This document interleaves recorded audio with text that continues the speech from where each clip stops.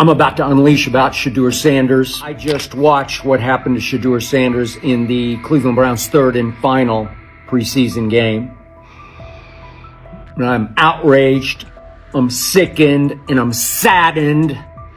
By the way, Shedeur continues to be treated in the National Football League now by those sorry-ass Browns and sorry-ass Kevin Stefanski. The Cleveland Browns are once again mishandling a promising quarterback. Skip Bayless criticized the organization for failing to develop Shedeur Sanders and for misusing his skill set. He argued that the team's decisions are undermining Sanders' progress and turning a major investment into a cautionary example. Bayless pointed to inconsistent usage, questionable play calling, and a lack of clear direction as key issues limiting Sanders. He said the Browns need a defined development plan and stronger support if they expect Sanders to succeed. Skip Bayless delivered a direct, critical assessment this week. After seeing Shedeur Sanders in a Browns uniform, he argued that Cleveland is mishandling the quarterback and undermining his development. Bayless said the team's approach shows poor planning and inadequate support around Sanders. He dismissed excuses about strategy and emphasized the need for better coaching,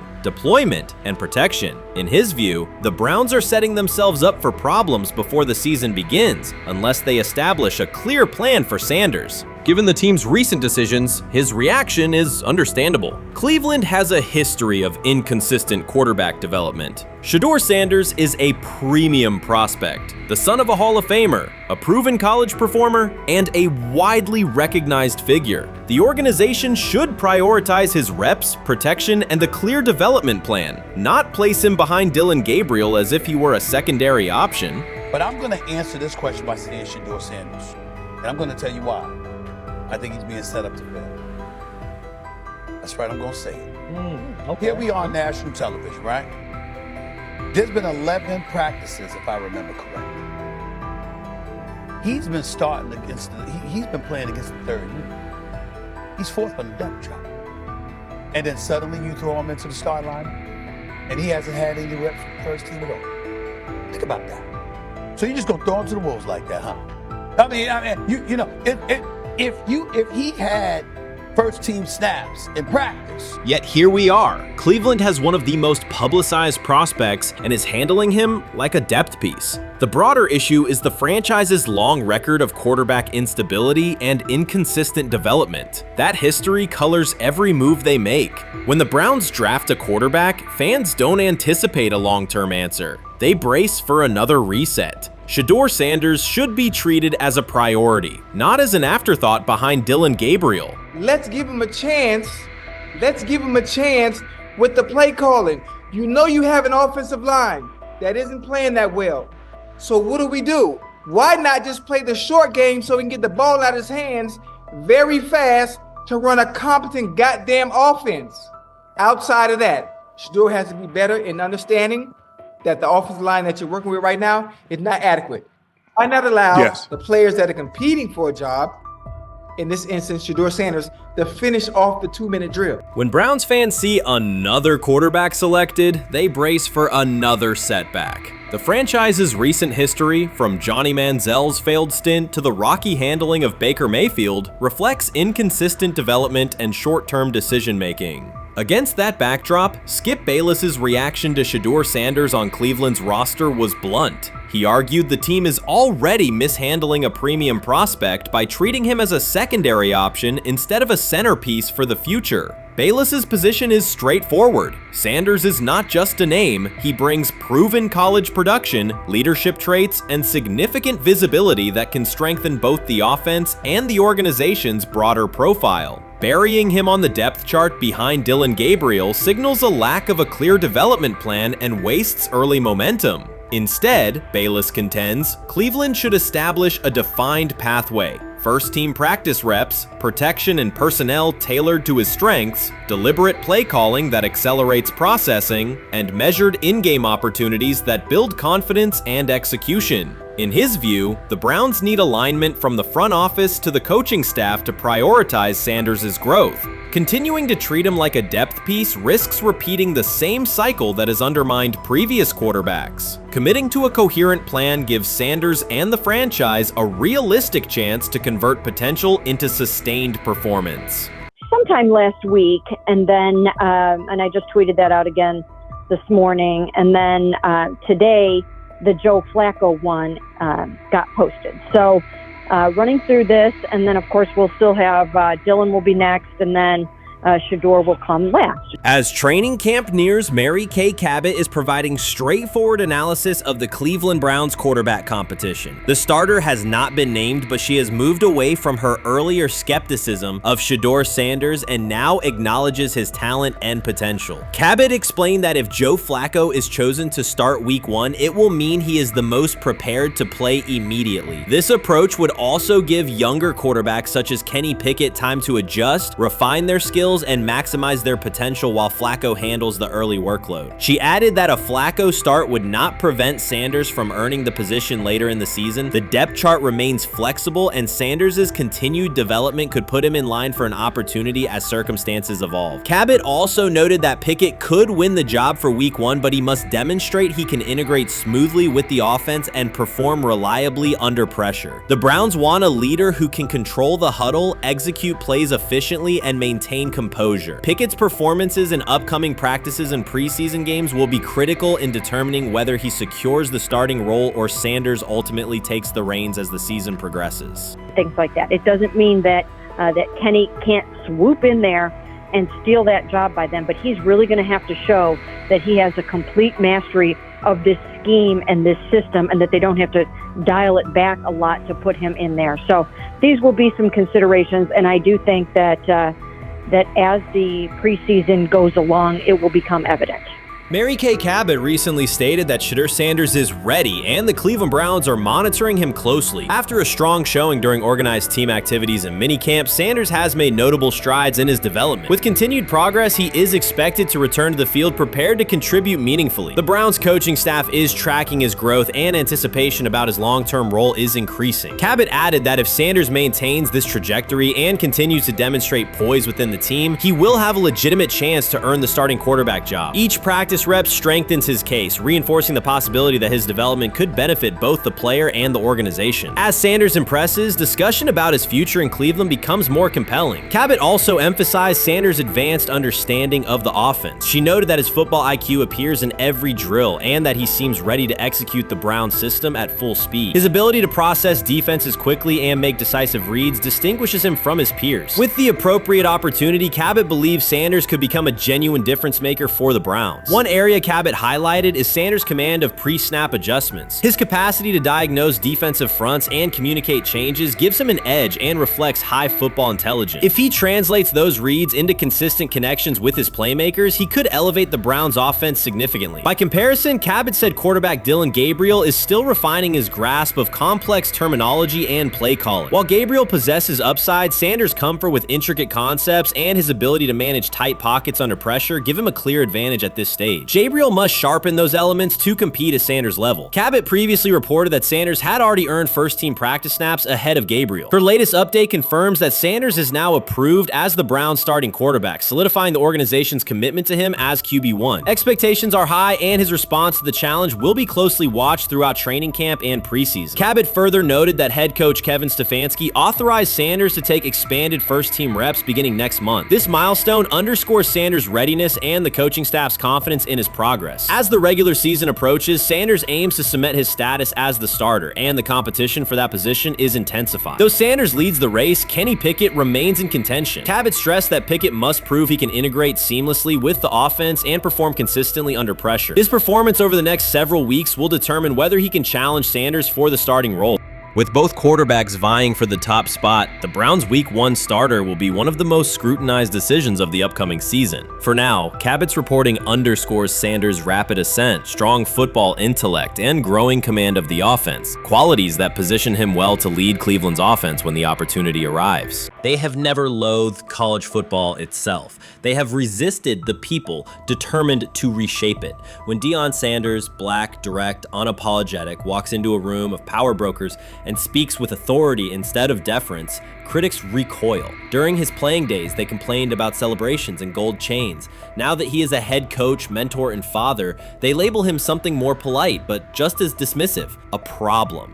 At Big 12 Media Days, Sanders addressed the accelerating chaos of the name, image, likeness market. He said college football needs a salary cap, not to hobble players, but to impose order on a system that showers unproven freshmen with seven-figure promises while the rest of a roster hunts for scraps. He called the situation unsustainable. Within hours, ESPN commentator Paul Feinbaum branded him a hypocrite, arguing that Sanders profited from NIL at Jackson State and now wants rules only because his most marketable athletes have moved on. The accusation spread quickly because it fit a comfortable storyline. Outspoken black coach gains from change, then protests when the advantage disappears. That framing ignores context. Sanders never criticized players earning money. At Jackson State, he urged corporate sponsors to partner with athletes who had been invisible to major brands for decades. What he wants now is stability, standardized guidelines, basic financial literacy, and roster balance that prevents locker rooms from fracturing over uneven payouts. When other coaches, Nick Saban, Dabo Swinney, Lane Kiffin, voiced similar concerns, they were praised for foresight. When Sanders spoke,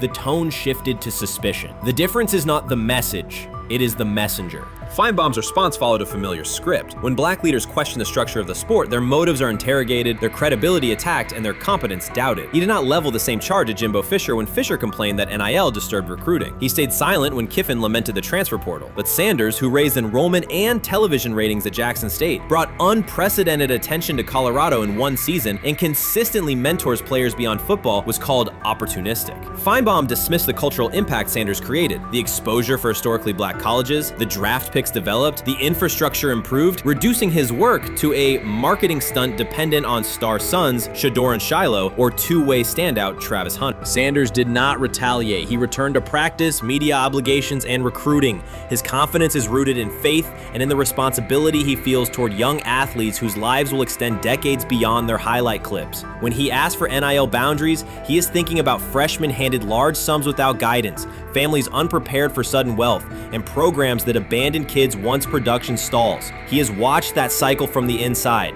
He wants protections, not restrictions. Critics predicted Colorado would fade once Shedeur and Hunter leave. Instead, Sanders signed blue-chip quarterback G.J. Lewis and a wave of transfers eager to join a program that values personal growth as much as on-field wins. Recruits see a coach who challenges the status quo, who places black culture at the program's center without apology, and who will remain visible when social media buzz cools. They recognize that Sanders does not chase attention. Attention follows his results. Media outlets reduced the upcoming Buffalo season to a win total prop. 6 victories, give or take. Sanders is playing a longer game. He wants to show young athletes, especially black athletes, that they can lead authentically, speak with conviction, and refuse to shrink for access. Success measured only by the scoreboard misses the point. If Sanders builds men who graduate with financial literacy, self-confidence, and community awareness, he will consider the mission successful, even if Colorado finishes with 5 wins instead of 10. None of that registers with commentators invested in an older hierarchy. For them, leadership should remain predictable, reserved posture, muted tone, minimal cultural expression. Sanders contradicts that image. The possibility that his methods could spread to other coaches, to other programs, threatens a model that has kept decision-making and revenue streams concentrated for generations.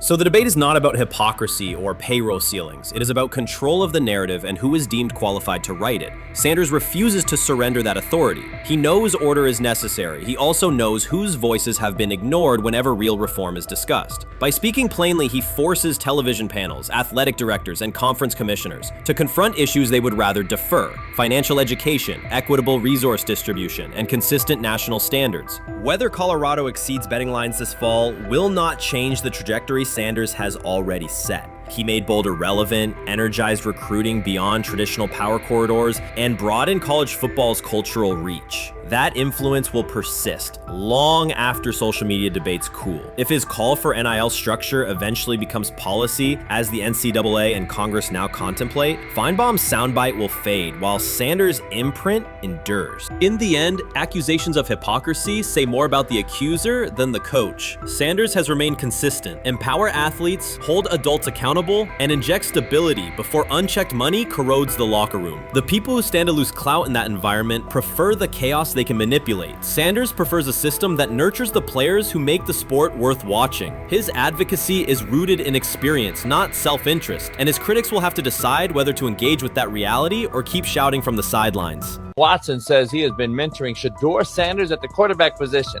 The biggest failure in the NFL is now mentoring quarterbacks.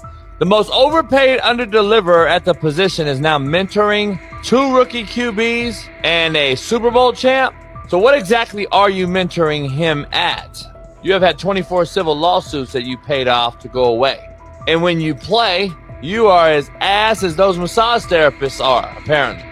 Shedeur Sanders is also a show. It's all about him. It's all about anything else. If you don't see that by now, then you're just blinded. Cleveland's second most talked about player has yet to take a professional snap, and it isn't Deshaun Watson. Rookie quarterback Shedeur Sanders has already captured the locker room's attention and the fan base's enthusiasm, creating a visible shift in the team's internal dynamics. Watson, once the uncontested focal point, now shares the spotlight with a newcomer who has only practiced in shorts. The Browns are experiencing a rapid, unforeseen change in popularity within their roster. 4-man competition. It's not. It's 2 guys versus 2 guys. It's the 2 older guys to be the starter. Yeah. It's the 2 younger guys to position themselves however it may be. Right. Show little improvement every single day, right? So, of all the things I'm watching the first 5 when they break a session, the first 5 with the veterans, with the ones. Who's in there, where are they going? The ball's going to Jerry Judy, right? Flacco's no dummy, lasts as long as he has, right? He can really whiz it. But as we go on, I want to watch these guys because they probably just got plays installed Tuesday and they're out there running on Wednesday. Shedeur Sanders arrived in Cleveland and immediately commanded attention. The rookie has yet to take a preseason snap, yet the energy around him inside the building and across social media eclipses what many veterans receive in an entire season. Fan enthusiasm is so strong that Deshaun Watson's jerseys are already drifting toward the clearance rack at the team store. In a matter of days, Sanders has become the roster's second most popular figure, while Watson watches his once secure QB1 status and public approval shrink by the hour. Shedeur or Deshaun? Who do you want as your quarterback next year? Honestly, Shedeur. I love Deshaun though.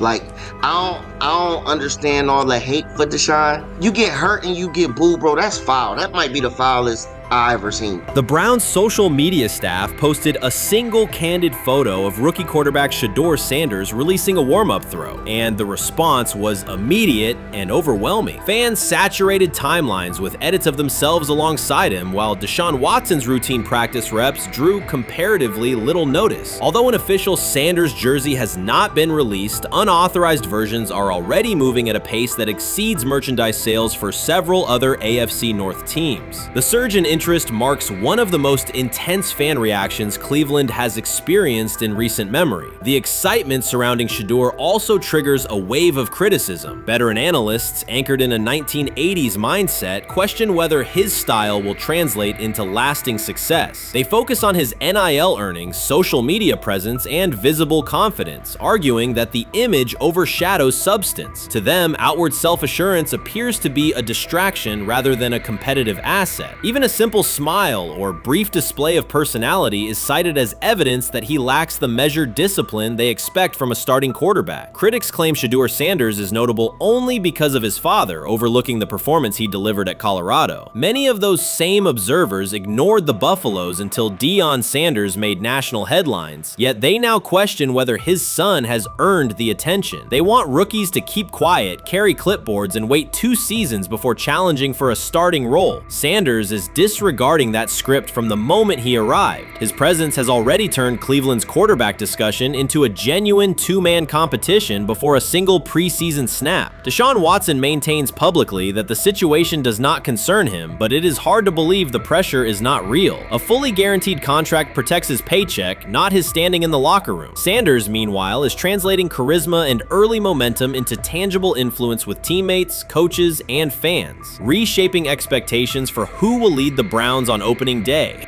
I'm a firm believer. if I wanted Shedeur Sanders at 2, at worst at 33, of course I already think that he's better than the other quarterbacks. Because that's the type of talent, that's where I would have picked him at.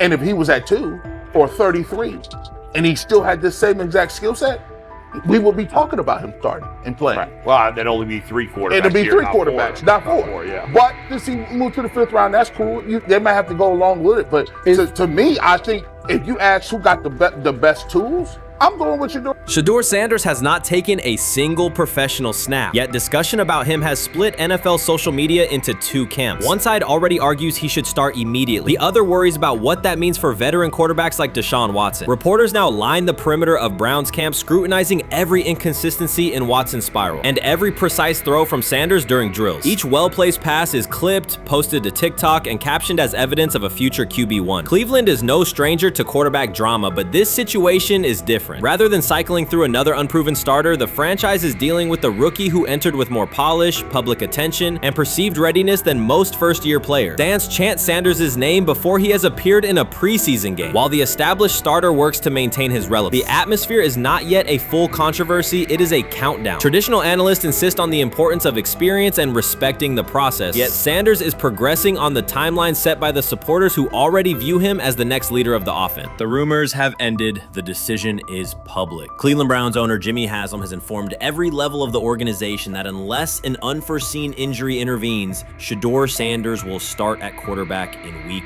1. The announcement is not an informal suggestion or a quiet push in the background. It is a direct order. Multiple independent reports, amplified most visibly by Colin Cowherd, confirm that Haslam delivered the directive himself. From the owner's viewpoint, the logic is simple. No one else on the roster offers the same combination of talent, leadership, and long-term upside. Joe Flacco is approaching the twilight of his career. Kenny Pickett has shown flashes but remains inconsistent. Dylan Gabriel, taken in the 3rd round, is a developmental project. By contrast, Haslam believes Sanders can alter the franchise's trajectory immediately, and he refuses to allow internal hesitation to stall that possibility. The standoff traces back to April. General manager Andrew Berry and head coach Kevin Stefanski entered the draft wanting a low-profile prospect who would fit quietly into the existing depth chart. They prioritized scheme familiarity, modest public attention, and a clear developmental timeline. When the board lined up, they reached for Gabriel in round 3, reasoning that an early investment would justify keeping a rookie on ice behind the veterans. But Sanders continued to slide, first through day 2, then deep into round 5. Haslam watched the names come off the board, convinced the league's bias against Deion Sanders' outspoken son was obscuring legitimate first-round talent. When Cleveland's 5th-round pick arrived and Sanders was still available, Haslam intervened. He did more than approve the choice, he overrode the original plan, making it clear that the organization would select Sanders and give him every chance to compete. From that moment on, the Browns' internal narrative splintered into 2 camps, those ready to accelerate around their owner's vision and those still trying to protect their original approach. Once rookie minicamp began, Sanders erased much of the speculation. He commanded huddles, processed coverages quickly, and delivered throws with anticipation that belied his draft slot. Teammates noted his willingness to accept blame for missed timing, then correct the error without dramatics. While Flacco and Pickett split most first-team reps, Sanders treated limited opportunities as full-speed auditions. During organized team activities, he identified blitz looks, redirected protections, and consistently found his second read when the primary route was covered. More than one defensive veteran told local reporters that Sanders looks like the best arm in the building. That assessment forced Berry and Stefanski to reevaluate their timetable. They could no longer label Sanders a long-term project without contradicting on-field evidence. Drafting Gabriel 2 rounds earlier had provided the staff an excuse to slow roll Sanders' ascent. Coaches could point to investment cost, meeting room familiarity, and installation comfort to justify Gabriel's snap share. Yet each practice rep in which Sanders outperformed the 3rd rounder weakened that shield. Behind closed doors, position coaches began requesting more Sanders film for cut-ups, and offensive assistants quietly shifted meeting questions toward concepts the rookie already executed well.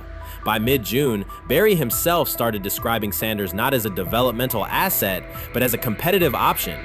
Those subtle linguistic changes signal the front office's recognition that the narrative had moved beyond their control. Haslam's history with quarterbacks is well documented. His pushes for Johnny Manziel, Baker Mayfield, and Deshaun Watson were high visibility swings, each driven in part by a desire to generate excitement as well as wins. Critics highlight those choices to question his evaluation track record, yet Haslam perceives Sanders differently. Where Manziel carried off-field concerns, Sanders brings a reputation for professionalism. Where Mayfield's leadership style divided veterans, Sanders' approach has united receivers and linemen. Where Watson's trade involved unprecedented controversy, Sanders arrived at minimal draft cost. Haslam sees a rare chance to capture star potential without mortgaging the future, and he is unwilling to cede that upside to cautious pacing. Cleveland's supporters, weary of revolving door quarterbacks, have rallied around Sanders with unexpected speed. Sales of customized Sanders number 2 jerseys surged within days of rookie minicamp. Training camp ticket requests spiked once local media circulated videos of Sanders making NFL-caliber anticipation throws during 7-on-7 periods. The mood in Northeast Ohio has changed from tentative hope to active belief. Longtime season ticket holders who once shrugged at preseason storylines now debate Sanders' footwork at neighborhood barbecues. Social media engagement for Brown's content has climbed, driven by highlight compilations of the rookie threading seam passes between linebackers and safeties. All of this places Kevin Stefanski in a fragile position. If he opens week 1 with a veteran starter and the offense sputters, criticism will be swift. Each stalled drive will be interpreted as evidence that he ignored the owner's edict and the fan base's intuition. Conversely, if he names Sanders the starter solely under pressure, any early struggles could be framed as proof that Sanders was rushed, further exposing Stefanski to blame. The only sustainable solution is conviction. Either stand behind a veteran with clear strategic reasoning or embrace Sanders fully and structure the offense around his strengths. Splitting the difference, rotating series, delaying first-team reps, or using vague competition language will satisfy no one and likely jeopardize locker room clarity. Sanders' personal approach has reinforced Haslam's confidence. Instead of taking post-draft downtime, he traveled to Texas to train in full Browns gear at facilities near his father's home. The leaked clip of Sanders executing footwork drills in helmet and pads wasn't a marketing ploy. It was a glimpse into a quarterback visualizing Week 1 live. Team personnel who viewed the footage recognized purposeful rehearsal, cadence calls, pocket movement against simulated pressure, and follow-through adjustments based on imagined rush lanes. Observers asked why a rookie would conduct such intense solo sessions in May. The answer is straightforward. Sanders does not view himself as a developmental pick. He considers himself the starting quarterback of the Cleveland Browns and prepares accordingly. On pure ability, Sanders' arm strength ranks with the league average for starters. His accuracy to the intermediate middle, an area where the Browns' current scheme generates high leverage completions, has drawn consistent praise from receivers. The primary areas still under review are blitz recognition and live bullets and timing on deep outbreaking routes versus press coverage. Those developmental checkpoints are significant, yet daily practice reps show acceleration. In contrast, Flacco's mobility limits the boot action game that Stefanski installed to help Mayfield early in his tenure. Pickett can extend plays, but struggles to attack tight windows between linebackers and safeties, an essential requirement in Cleveland schematics. Gabriel remains an unknown at NFL speed. Thus, the competitive landscape favors Sanders sooner than the coaching staff originally planned. The franchise now stands at an inflection point. Haslam's mandate, the locker room's growing support, and the fan base's enthusiasm all tilt towards Sanders. The front office's earlier strategy, anchored in patience and quiet development, is increasingly untenable. Barry's shift in messaging indicates grudging alignment, but final authority over the depth chart rests with the coaching staff, unless ownership directly intervenes on game day decisions. A move rare but not unprecedented in the NFL. Should Stefanski align with the owner and name Sanders the starter before preseason concludes, he can claim proactive vision and tailor the offense through training camp. Should he resist and open with a veteran who falters, he risks rapid loss of credibility and possibly his position. Either path carries pressure, but only one aligns with the momentum sweeping through the building. For 2 decades, the Browns have cycled quarterbacks without securing a stable star. Each new hope, whether draft pick or trade acquisition, has collapsed under injuries, inconsistency, or organizational disarray. The possibility that Sanders could finally anchor the position is not merely a football storyline. It is a potential cultural reset for a fan base defined by resilience. Haslam's insistence reflects that awareness. Cleveland needs a leader who can win on Sundays and project confidence every other day of the week. Sanders has shown he can shoulder expectations without retreating from scrutiny. That trait, more than arm talent alone, is why the owner views him as indispensable. Voluntary workouts transition to mandatory minicamp next week. If Sanders receives a substantial share of first-team snaps, observers will interpret it as the staff's acknowledgement that the competition is tilting decisively.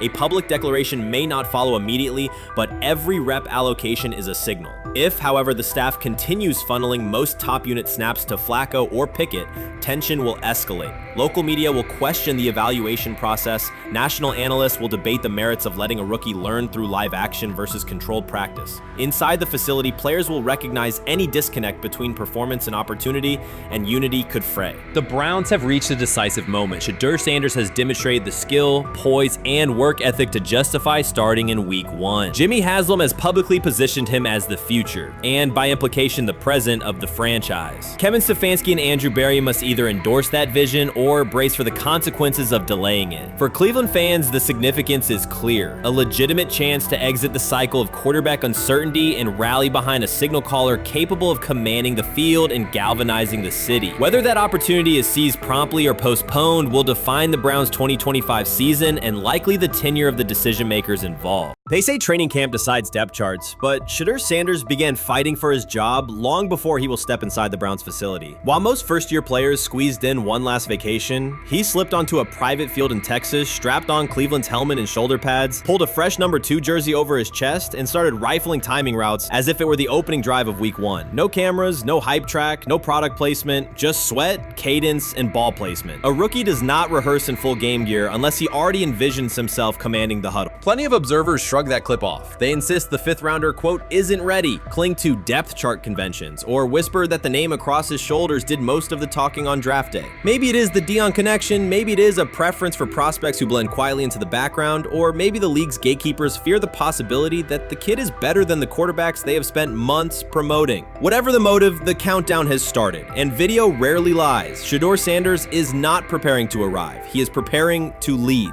Footage of a 22-year-old quarterback running live reps in July should dominate highlight loops, but it barely registers on national outlets. Why? It ruins the tidy narrative. The easy storyline paints Shedeur as a pampered legacy prospect banking on his father's fame. Yet the tape shows something different. A rookie drenched in afternoon heat, drilling footwork, calling protections, and imagining cover 2 rotation before the first official meeting ever takes place. Elite mental prep looks boring on social feeds. It looks devastating when the season starts. Walk into Cleveland's quarterback room and you step into politics, not simply competition. Joe Flacco, a Super Bowl MVP in decline, carries institutional trust. Kenny Pickett, rescued from Pittsburgh's reset, carries hometown intrigue. Dylan Gabriel, the 3rd-round system fit, carries draft capital the staff must justify. And then there's Shedeur, the lightning rod whose presence alone spotlights every bias in the evaluation process. Coaches frame it neatly. Rookies must wait their turn. The truth is less polite. Practice snaps are currency. Perception is elastic, and early allocations already favor Pickett and Flacco. It is the oldest playbook in the league. Lock vets into the headline roles before pads even crack. Then let repetition shape reality.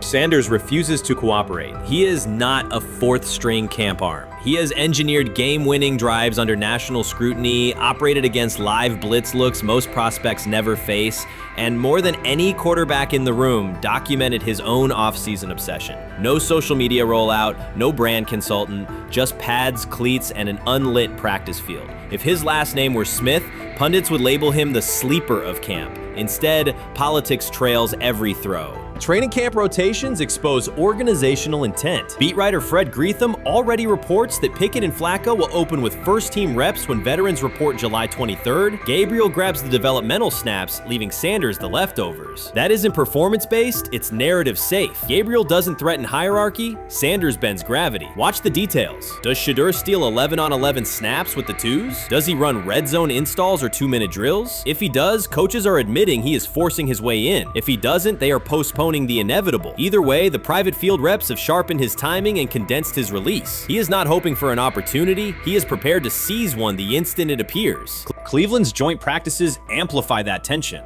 First come live periods against the Panthers, then sessions with the champion Eagles. Those reps belong to the starters, so Flacco and Pickett will absorb most of Carolina's disguised pressure and Philadelphia's exotic fronts. Sanders' proving ground will be the preseason opener on August 8th. Under the stadium lights, he will get entire series, real reads, pockets collapsing for real. If his command mirrors the footage from Texas, coaches will have to answer why he never saw earlier work. Reps are scarce. 10 padded practices separate veteran arrival from game 1. Even an even split, something that never happens, would hardly suffice. Instead, the staff will funnel snaps toward the comfortable choices. That strategy can bury a rookie, but it can also spark an eruption when limited opportunities turn into highlight drives. One flawless touchdown march in the second half of a preseason game, and the dog pound will chant his name. Then the staff's narrative control evaporates. Criticism of Sanders has never matched the scrutiny applied to his peers. Analysts nitpick a ball pat, a foot angle, a pump fake, Pickett's inconsistency, Flacco's diminishing velocity, Gabriel's college system crutches. Discuss politely, if at all. With Shedeur, the critiques arrive as coded doubts. Does he rely on the family brand? Is he coachable? Can he stay humble? That double standard is as old as the league's resistance to outspoken black quarterbacks. Add Deion's unapologetic persona, and each Sanders rep becomes a referendum on establishment comfort levels. Shedeur answers not with rebuttals, but with work. Work captured in silent footage more deafening than any debate show monologue. Quarterback drama masks broader roster cracks. The Browns receiver group is crowded yet unproven. The safety room failed to create turnovers a year ago. Interior defensive linemen are still rehabbing, and the offensive line must retool on the fly. Which quarterback can navigate that turbulence? Flacco's pocket mobility is limited. Pickett's confidence remains fragile. Gabriel is months away from processing NFL disguises. Sanders, forged by perpetual doubt, offers poise under chaos and meticulous preparation, a combination this franchise has lacked since, well, almost forever. Forget politics, depth chart etiquette, and recycled sound bites about developmental timelines. The only metric that counts now is who did the work. Sanders pounding through full gear scripts in late June is not vanity, it's vision. While the league sleeps, he refines his drop steps. While media speculate, he rehearses third down checks. He has already decided what he is. The organization must decide if it can recognize it in time. The preseason will provide the answer. Live bullets, real blitzes, stadium noise. When those throws leave his hand under pressure, no one will discuss ball pats or surnames. They will ask how a quarterback this prepared slipped to round 5. And if the performance matches the preparation, excuses about lack of reps will dissolve. It will be production against perception, and Shedeur Sanders has been producing where no one could see. Ready is the wrong word. He has been ready. Shedeur Sanders doesn't ask for excuses. He hasn't blamed limited reps, patched together receiver groups, or fourth-string offensive linemen struggling against Cleveland's second-team defense. He shows up, works, and demonstrates why he belongs. On day 3 of Browns training camp, for the first time since OTAs, he finally received something close to a fair opportunity. He lined up with the second unit during an 11-on-11 period and made the most of it. In 8 plays, he did what he typically does when given a chance. He executed. He went 2 for 2 on a quick series, finishing with a decisive throw to tight end Blake Whiteheart that immediately caught the sideline's attention. There was no hesitation in his drop, no unsettled feet, and no panic. Just firm, accurate timing and clean operation. It raised an obvious question. What has taken so long for the Browns to evaluate him with a functional group? The story isn't only about one throw, it's about the delay before it. Sanders has been the guy for most of his football life, commanding high school programs, starring in the Southwestern Athletic Conference at Jackson State, then operating under national attention at Colorado. For the first time, he's been told to wait. He has treated that reality as part of the job rather than a setback. He has prepared like a professional since the moment he arrived, and on the 3rd day of camp in heavy heat, he let the football represent his case. While coverage focused on the veteran presence of Kenny Pickett and Joe Flacco, Sanders made an impression with minimal volume. The difference with the second team was immediate. Protection held up, routes were on schedule, and progressions unfolded as designed. Within that structure, he looked like the quarterback who led efficient offenses at Jackson State and Colorado. Calm in the pocket, decisive in his reads, and accurate to tight windows. This was not simply a good practice period, it was a clear statement. He was not just operating the script, he was directing it. The timing was sharp, the reads were clean, and the seam throw to Whiteheart was a high-level anticipation throw, professional and placement and pace. The narrative around Sanders should reflect that when he is placed in a workable situation, his strengths are visible. Early work with 4th unit personnel included protection issues and unreliable spacing. With the 2nd unit, those variables stabilized and his work looked consistent with his resume. The performance supported a straightforward conclusion. The evaluation should move forward with higher quality reps. Sanders has been explicit about his approach. He does not request special treatment. He intends to be prepared so that when an opportunity appears, he can step in without a drop-off. He has said he wants to be ready for anything and not offer explanations after the fact. That mindset fits what teammates and coaches have observed. A quarterback focused on the assignment, not the conversation around it. The conditions were demanding: relentless sun, heavy humidity, and a practice tempo that stressed decision-making. Many players fatigued as the session wore on. Sanders did not show signs of rushing reads or forcing the ball. He managed the pocket, reset his base when necessary, and continued to deliver on time. The path he has taken, HBCU starter in the SWAC, then Power 5 starter under constant attention, has prepared him for compressed evaluation windows. He has been under scrutiny for years. The heat did not change his process. He moved defenders with his eyes, anticipated breaks, and stepped into throws with balance. The crowd was not chanting his name, and there were no ovations. That was irrelevant to the task. He is focused on the locker room and the staff, and he is building credibility the same way he did at previous stops, by being reliable when the ball is snapped. Quarterbacks coach Bill Musgrave has emphasized ignoring external noise and keeping attention on install, footwork, and timing. Sanders is familiar with the dynamic. He has been followed by cameras and commentary since his early teens. He has experience living with attention and still adhering to routine. Under heat, with a narrow set of snaps and multiple decision points, he stayed composed and effective. 2 speeding citations, 91 miles per hour in Brunswick and 101 miles per hour in Strongsville, became national items. General Manager Andrew Berry characterized the decisions as not smart and stressed that it's not only about driving fast, but about the safety of others. Sanders accepted responsibility, stated that he learned from the incidents, and said he would follow the rules. The attention to those citations did not alter his daily schedule or his practice preparation. He arrived early, stayed engaged, and kept the discussion centered on work. Away from the field, he spent time at Rainbow Terrace in Cleveland after a significant apartment fire, distributing supplies and checking on families affected by the incident. There was no formal media rollout around the visit. It was an instance of direct engagement with the community without publicity attached to it. That reflects the same approach he shows inside the building. Do the work first. Sanders treats each rep as if it might be his last for the day and his only chance to show a specific element on tape. He prepares for protections, cadence variations, route adjustments, and timing with a level of detail that compresses the learning curve. When he is not under center, he studies coverages from the sideline, charts plays, and reviews video before and after practice. He writes down the next day's calls so he can anticipate checks. He has reference using virtual simulation tools to replicate snaps he does not receive physically. That is not a passive stance, it is an active attempt to reduce the distance between classroom and field. He is building relationships across the roster, not just with projected starters. He communicates with defensive backs to understand what they see and how they react to certain stems. He spends time with offensive linemen to align on cadence and protection calls. He connects with newer players away from the facility so that communication improves in practice. That is practical leadership, consistent, low visibility work that becomes obvious when the ball is snapped and the operation is smooth.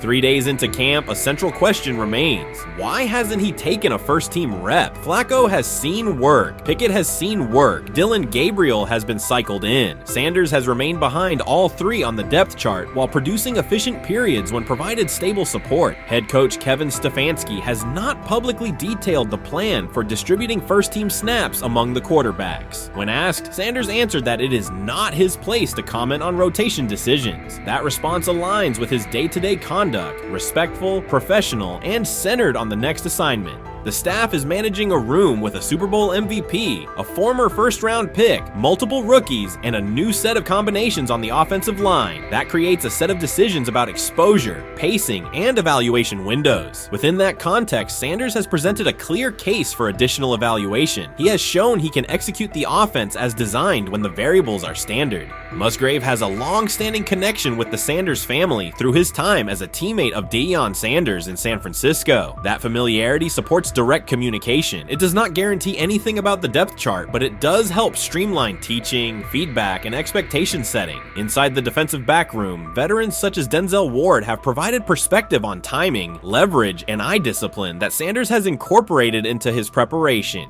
He is operating without the immediate family structure that defined his college environment. Away from his brother Shiloh and his father Dayon, he is managing his own housing, nutrition, recovery schedule, and all the smaller tasks that accompany an NFL routine. Those adjustments matter because they influence consistency across a long camp. He has treated those responsibilities as part of the job rather than distractions, which is reflected in a steady daily approach. What he showed on day 3 with the second unit was not a surprise to those who have tracked his prior work. It was a continuation of a profile: efficient sequencing, clear timing, and consistent ball placement when protections and routes hold up. The 8-play period was short, but it was enough to reinforce the point. He doesn't need a large sample to demonstrate baseline operation. He needs a fair sample to test ceiling and adaptability. There is also the matter of perception. Public attention concentrated on the speeding tickets and the general manager's response. Less attention fell on the preparation, the efficient period with the second team, or the community engagement at Rainbow Terrace. That imbalance is common in training camp narratives. Sanders has handled it by keeping his answers simple and his focus on football. He has not tried to redirect the conversation. He has done his work and waited for additional reps. The objective next step is straightforward: expand the evaluation with higher unit personnel and standard opponents. That does not require a complete reshuffling of the depth chart. It requires allocating a defined sequence of first team snaps so that timing with starting receivers and protections with starting linemen can be measured on tape. The staff can then compare operation speed, accuracy under pressure, red zone decision making, and 2-minute mechanics against the other quarterbacks. That is the most direct way to clarify the competition. None of this dismisses the experience or track records of the veterans in the room. It emphasizes that the purpose of camp is to test assumptions with current performance. Sanders has provided enough evidence with the second unit to justify a broader look. He has shown that the pace of his feet matches the pace of his eyes, that he can hold safeties with his shoulders, and that he can drive intermediate throws without float. He has also shown discipline to take the clean completion rather than force the vertical shot when leverage dictates otherwise. Every day, he has addressed the controllable items: meetings, note-taking, install recall, cadence management, and post-practice review. He has not asked for public guarantees. He has asked for an opportunity to compete on comparable terms. The 8-play sequence with the second unit was a small but clear example of what he can do when those terms exist. The staff's communications have been measured. Stefanski has not laid out a schedule for first-team rotations publicly. Barry addressed the speeding incidents directly and emphasized standards for decision-making off the field. Sanders accepted the criticism, adjusted his behavior, and moved forward. Those are the relevant facts. What remains is a football evaluation that can only be completed by giving him snaps with the top group and measuring the results. If that evaluation occurs and he performs at the level he showed with the second unit, the conversation will shift from potential to placement. If it does not occur, the question will persist through camp. Why not test the full picture? Sanders has built a case based on preparation, poise, and execution. He has demonstrated leadership by building relationships across the roster. He has shown maturity in handling external issues directly and moving on. He has given the staff reasons, on the field and in the building, to continue the process.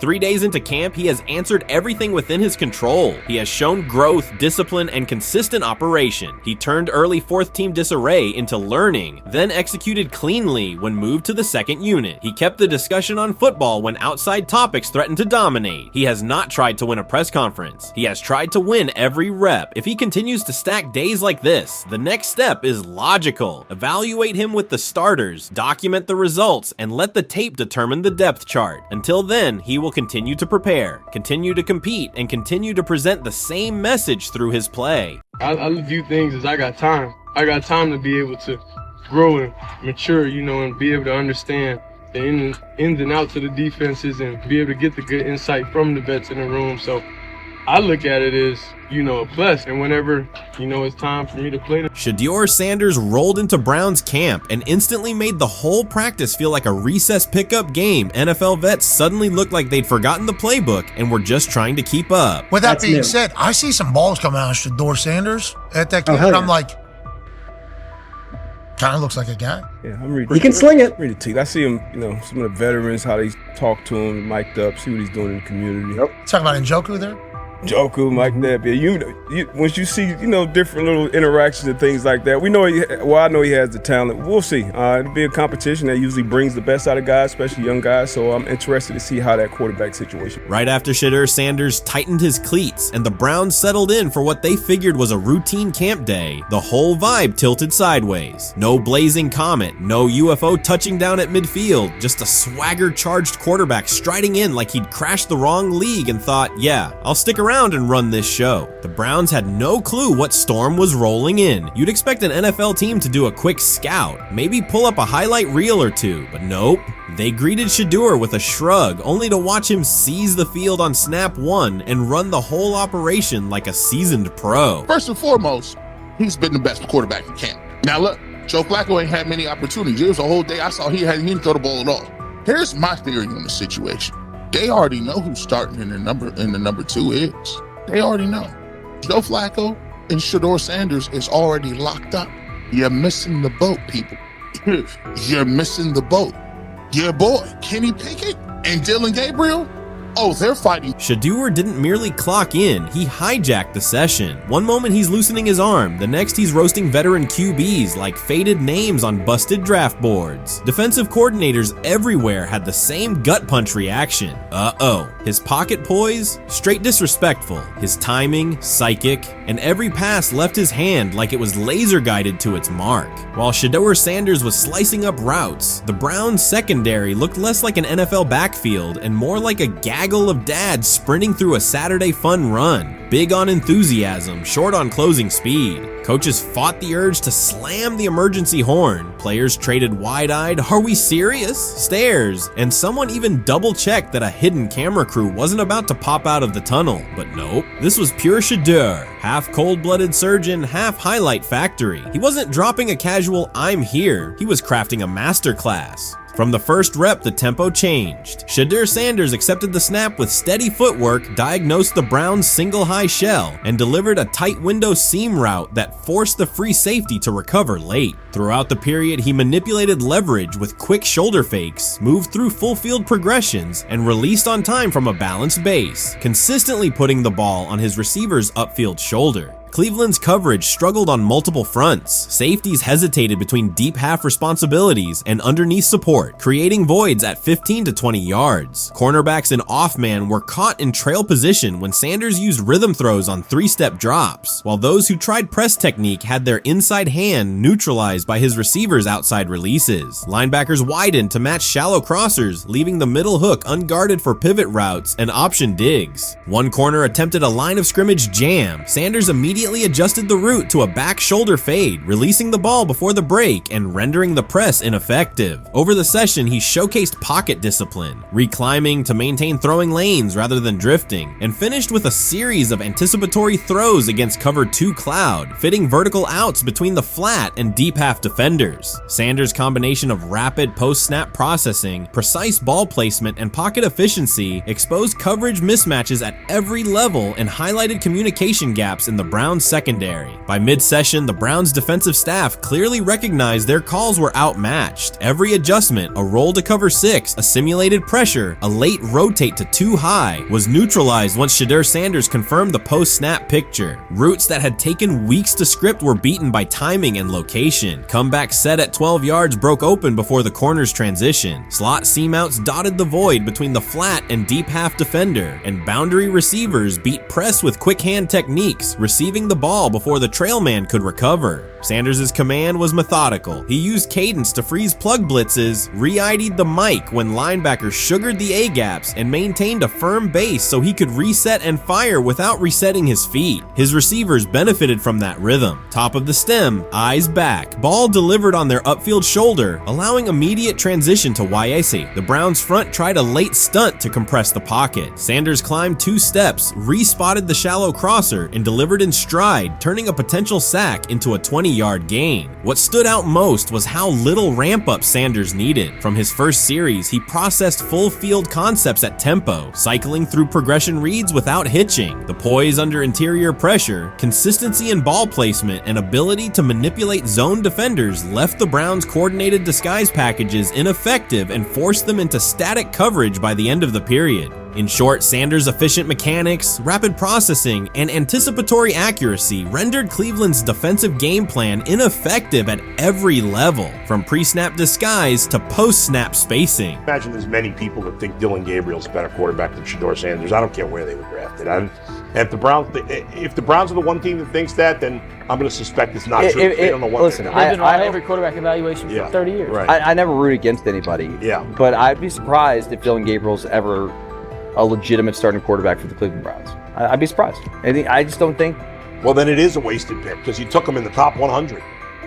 Yeah, but potentially. Yeah. May get away with it because of Shedeur. An edge rusher chirped at Shedeur Sanders between snaps, hoping to shake his rhythm. On the very next play, Sanders answered with a 30-yard laser, a deep dig from the boundary side that split the single high safety and the trailing corner. He hit the top of a 5-step drop, kept a firm base, and delivered on time to the receiver's outside shoulder, turning what should have been a routine rep into a sudden change explosive. From that moment on, every coverage wrinkle the Browns tried, rotating from cover 3 to quarter half, flashing a Tampa 2 shell, mugging both A-gaps, was met with a precise counter. When corners pressed, Sanders adjusted the route to a back shoulder fade. When safeties widened, he checked to a glance post. When linebackers bailed, he found the running back on a delayed option out of the backfield. Even late simulated pressures couldn't move him off his spot. He simply climbed, reset his feet, and fired. As Cleveland's defenders rotated through checks, Sanders manipulated them with cadence and eye discipline. He froze weak side safeties long enough to create intermediate windows, then feathered the ball into those lanes before help could arrive. When the Browns finally dropped 7 and matched every route, Sanders tucked the ball and converted 2 separate 3rd and 6 situations on the ground, reminding everyone that his mobility is as calculated as his arm. By the end of the session, the defensive coordinator's call sheet looked obsolete. Sanders had neutralized blitz looks, exposed spacing issues in zone, and forced the unit into static base coverage just to survive the period. It wasn't a camp drill anymore. It was a clinic on timing, processing speed, and controlled aggression, delivered snap after snap by a quarterback who never needed a warm-up lap to own the field. They never planned on taking him. The problem is,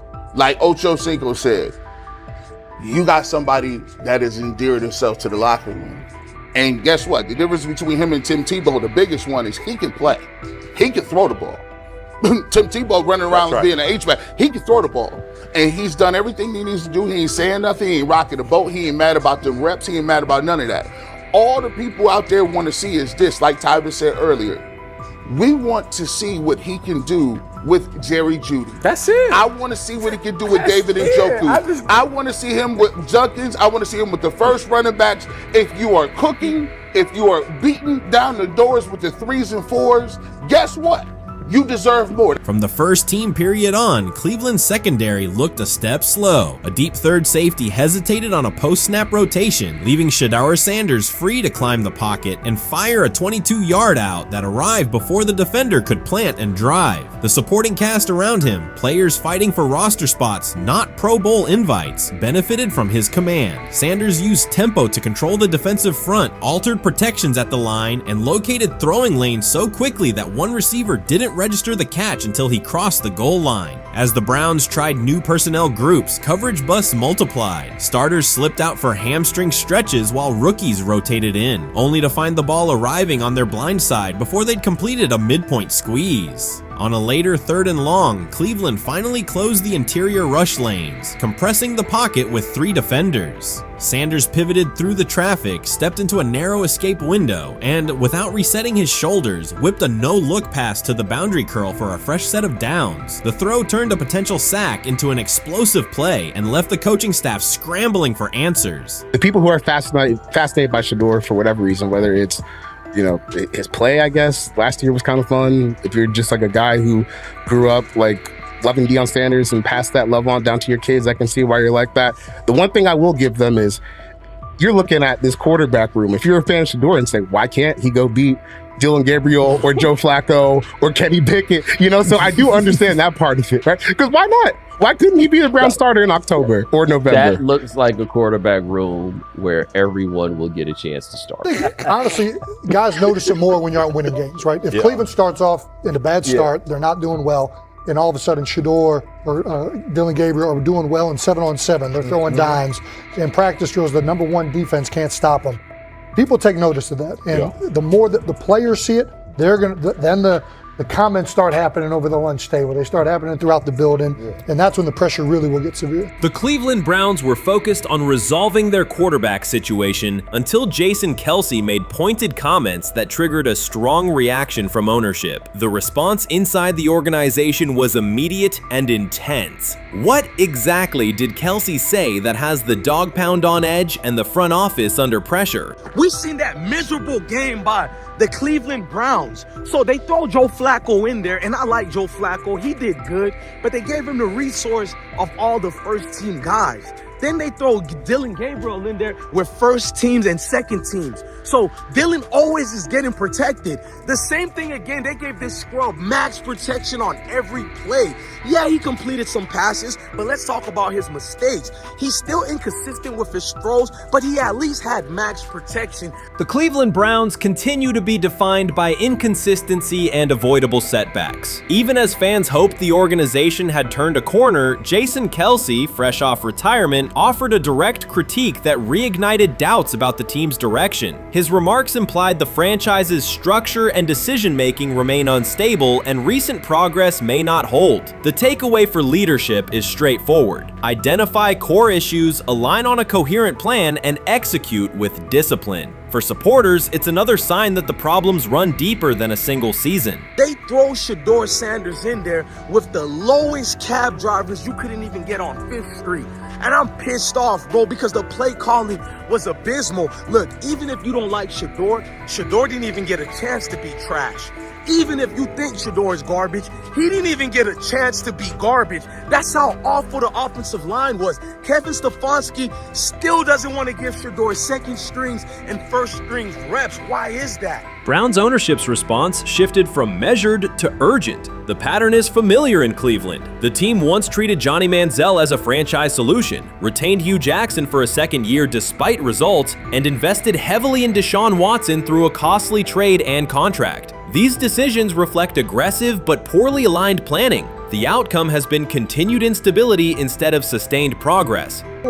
That this was the guy that they wanted to start. He's seasoned, he's experienced, he still has a big-time arm, even at his age, and they open with the Cincinnati Bengals. They wanted that experienced guy. He was always going to be the guy. They were not going to start Dylan Gabriel or Shedeur Sanders in week 1. Kenny Pickett had a hamstring injury. It makes it easy to go with Joe Flacco. And the question isn't and wasn't going to be who's the starter in Cleveland. The question is, who's going to be the backup in Cleveland? Who's going to be the number 2 quarterback when they open the season against these Bengals? Fans still show up season after season, expecting improvement and bracing for setbacks. The usual pattern has been early optimism followed by a gradual collapse. But last season was different. For a sustained stretch, the Browns looked organized and competitive, resembling a functioning team. Couple days, 3 days until roster cutdowns, how do you feel about that? Do you feel like you belong here on this team?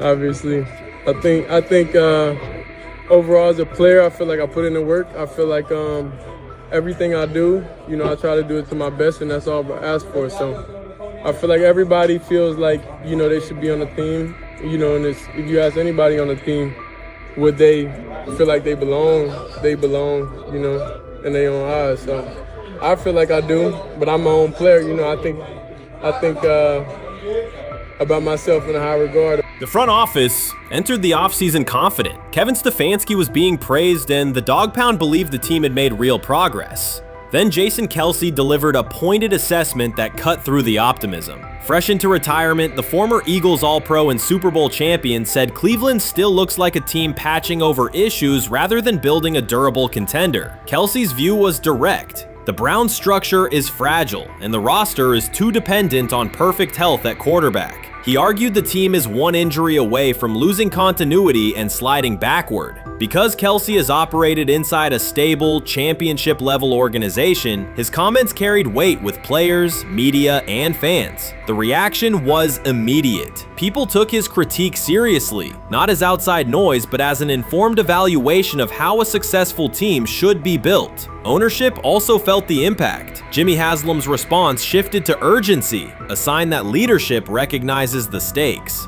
The criticism arrives in the context of prior high-risk decisions, especially the fully guaranteed $230 million commitment tied to Deshaun Watson. Watson has missed time and shown inconsistency when available, and the contract has constrained flexibility. Kelsey's remarks highlight why depth, alignment between the front office and coaching staff, and a clear contingency plan at quarterback are non-negotiable. The takeaway is straightforward. Cleveland must convert last season's progress into a stable framework, protect the quarterback, deepen critical positions, and establish a plan that survives injuries and short-term setbacks. Without that, the games that fueled optimism will remain temporary.